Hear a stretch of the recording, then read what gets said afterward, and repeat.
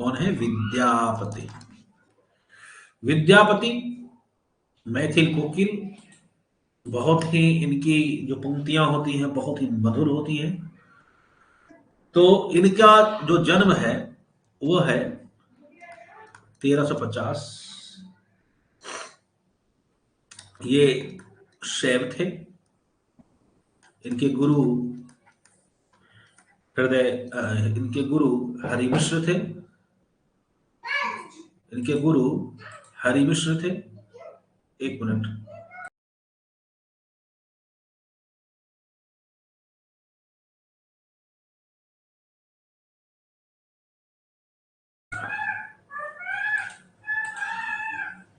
इनके गुरु कौन थे? तो इनके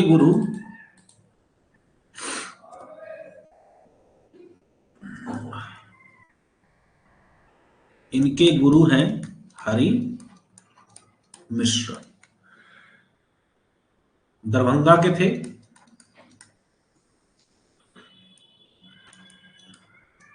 विपसी नामक ग्राम में इनका जन्म हुआ था। रचनाएं इनकी क्या हैं? तो बहुत सारी रचनाएं की। पहले हम लोग देखेंगे संस्कृत की रचनाएं। संस्कृत में इनकी कौन कौन सी रचनाएं हैं? तो पहली रचना है शैव सर्वस्व सार। शैव सर्वस्व सार। दूसरी रचना है गंगा वाक्यावली। तीसरी रचना है दुर्गा भक्त तरंगिणी।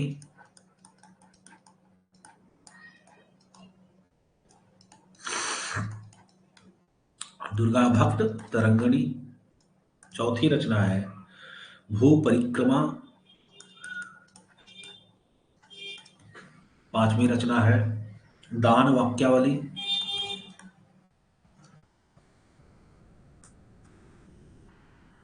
छठी रचना है पुरुष परीक्षा।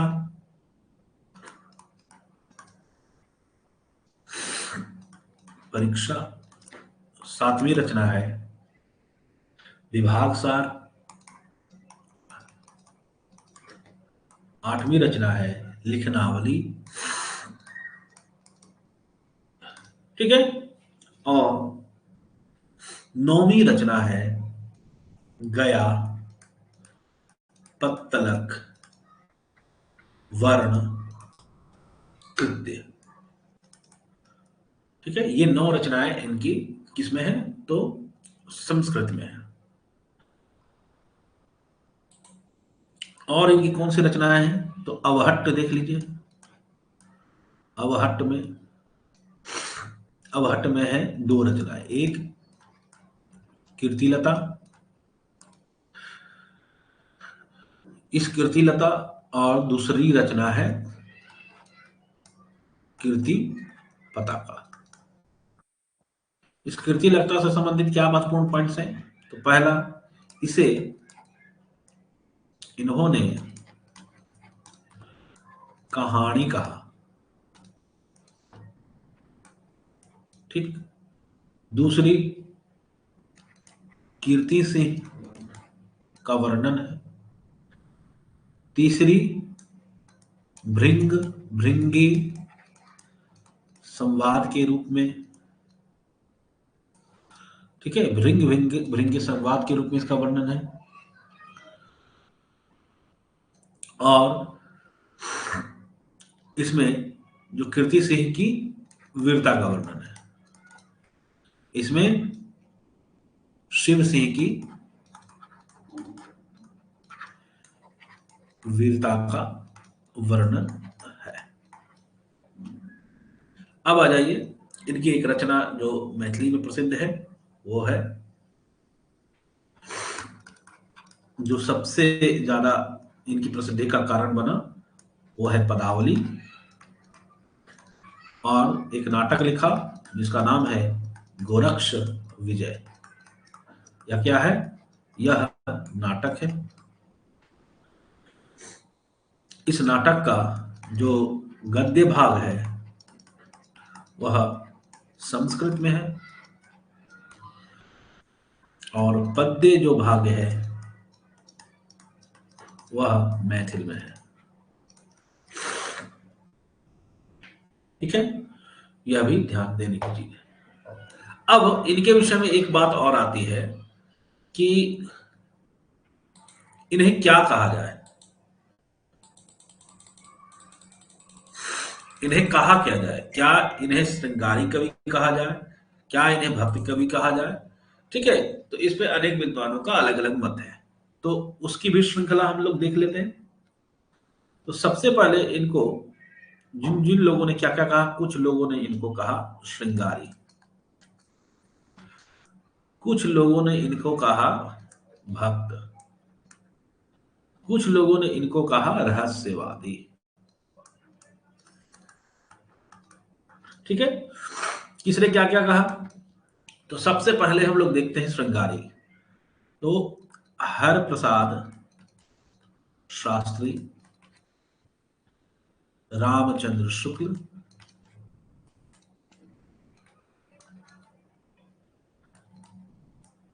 सुभद्रा झा, राम कुमार वर्मा और रामवृक्ष बेनीपुरी।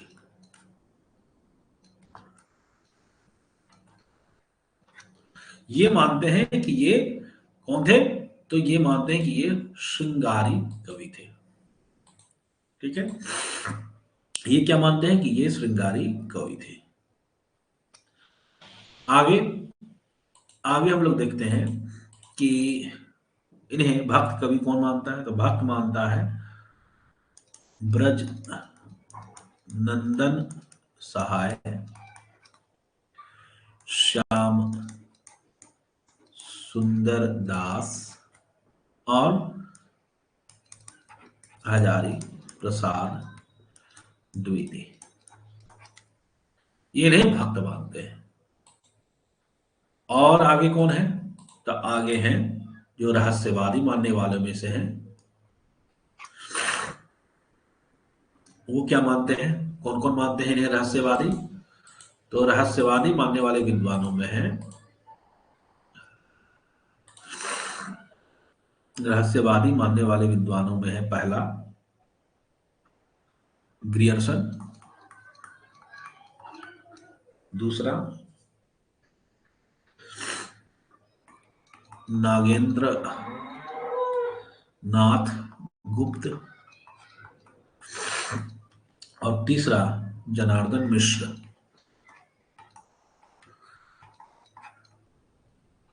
ठीक है, तीसरा है जनार्दन मिश्र।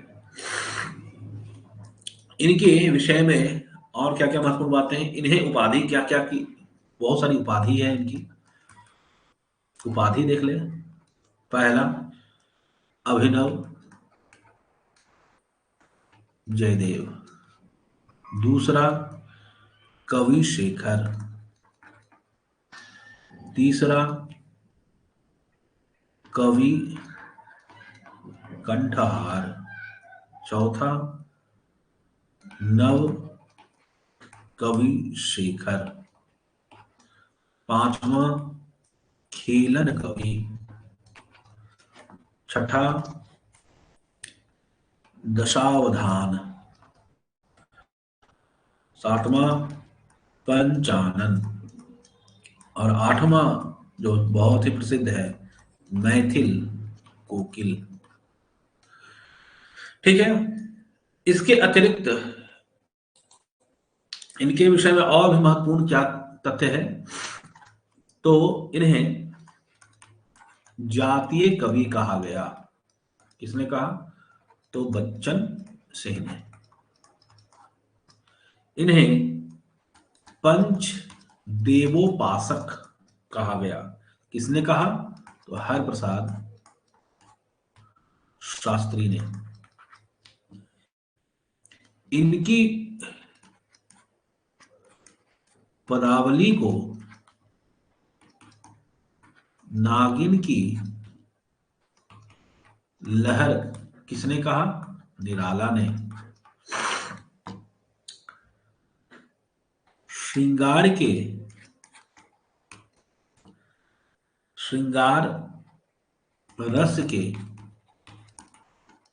सिद्ध वाक कवि हैं। किसने कहा? तो ये कहा हमारे हजारी प्रसाद द्विवेदी ने। ठीक है, इतनी बातें हमारे विद्यापति के संबंध में है। आगे आइए, कुछ विविध चीजें इसमें देख लेते हैं। इसके बाद कुछ विविध प्रसंग जो छूट गए या जिनसे हम लोग रूबरू नहीं हो पाए, या कुछ कुछ जो बची खुची चीजें हैं, वो हम लोग यहाँ विविध में देख करके हमारा आदिकाल समाप्त हो जाएगा। विविध, सबसे पहला फागु साहित्य। फागु साहित्य जैनों में प्रसिद्ध था। ठीक है, यह जो फागु है, फागु, यह संस्कृत के फल्गु शब्द से बना। फल्गु से फागु हुआ। फल्गु का अर्थ होता है वसंत, यानी वसंत ऋतु में जो को केंद्र में रखकर जो गीत लिखे गए, जो काव्य रचना की गई, उसे हम क्या बोलते हैं? फागु साहित्य बोलते हैं। तो फागु साहित्य में सबसे महत्वपूर्ण जो रचनाकार या सबसे महत्वपूर्ण जो रचना आती है, वह रचना आती है जिन चंद सूरी फागु। अब देखना, एक चीज फागु साहित्य में याद रखना, जो रचनाकार हैं लगभग वही अपने नाम से लिख देते हैं। ठीक है, तो ये भी ध्यान रखना, लेकिन इसमें ज्यादा महत्वपूर्ण पॉइंट्स नहीं है, इसलिए ज्यादा लोगों को मैंने इसमें उठाया नहीं है। 1284 ईस्वी, जिन चंद्र सूरी, यानी जिन चंद्र सूरी ने ही इसको लिखा।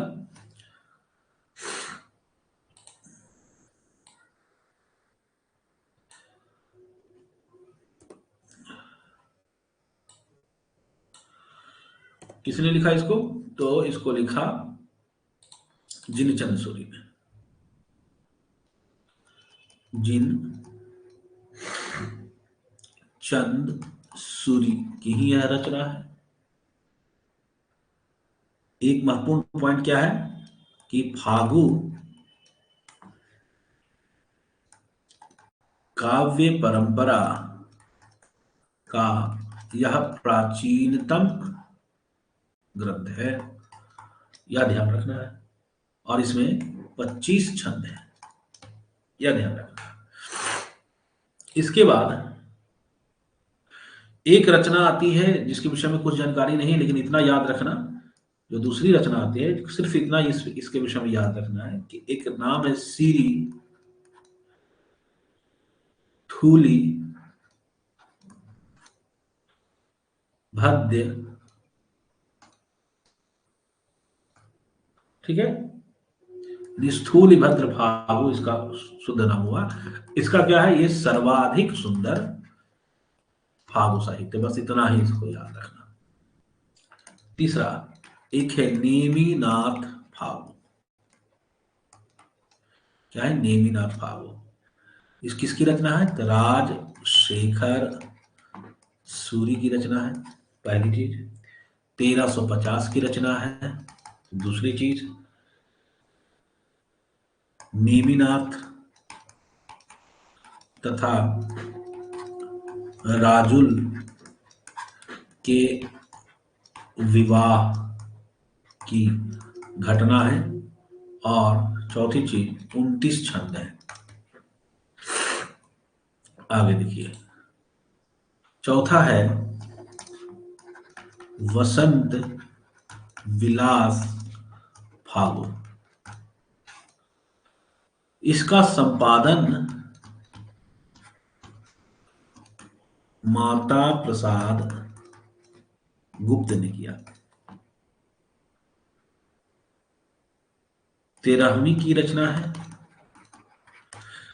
और 84 छंद है।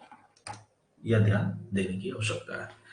इसके बाद जो थोड़ा बहुत जो छूटा हुआ है पार्ट या छूटा हुआ जो अंश है उसके विषय में थोड़ा सा हम लोग देख लेते हैं, फिर यह हमारा आदिकाल समाप्त हो जाएगा। क्या छूटा हुआ है? तो एक है कवि आते हैं, एक कवि आते हैं, कवि भूवाल। ठीक है, ये 10वीं शती के कवि हैं। इनके विषय में है कि प्रथम हिंदी के कवि है, प्रथम हिंदी कवि है जिन्होंने दोहा, चौपाई, छंद में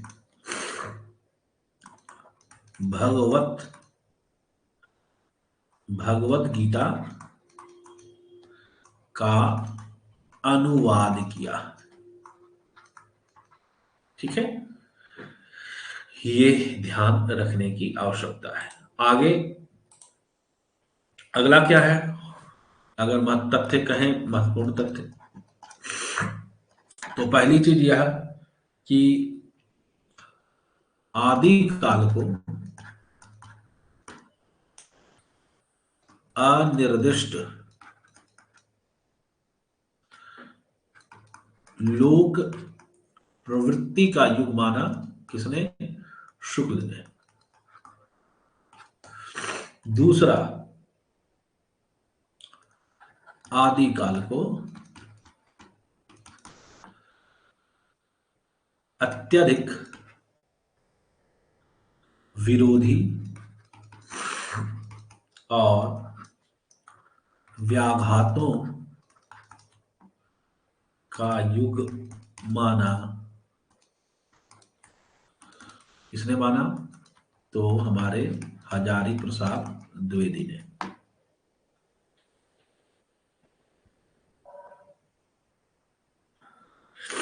और क्या पॉइंट है कि अपभ्रंश को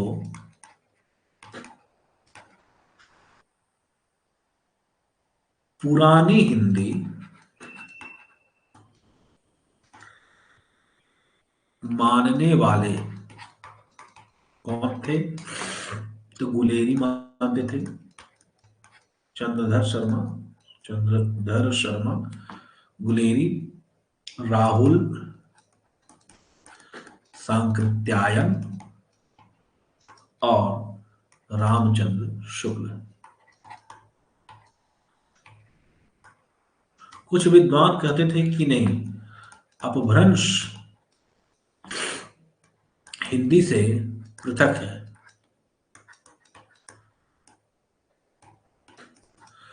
पृथक मानते थे अपभ्रंश को, हिंदी से कुछ विद्वान पृथक भी मानते थे। तो पृथक मानने वाले विद्वानों में कौन थे? तो पृथक मानने वाले विद्वानों में थे हजारी प्रसाद द्विवेदी और रामविलास शर्मा। रामविलास शर्मा। एक और महत्वपूर्ण पॉइंट कि हिंदी के आरंभिक रूप को अवहट्ट कहा। किसने कहा भाई अवहट्ट हिंदी के आरंभिक रूप को? तो भोला शंकर ओझा ने कहा। ठीक है, यह भी ध्यान में आप लोग रखिएगा। यहां तक हम लोगों का आदिकाल समाप्त होता है। इसमें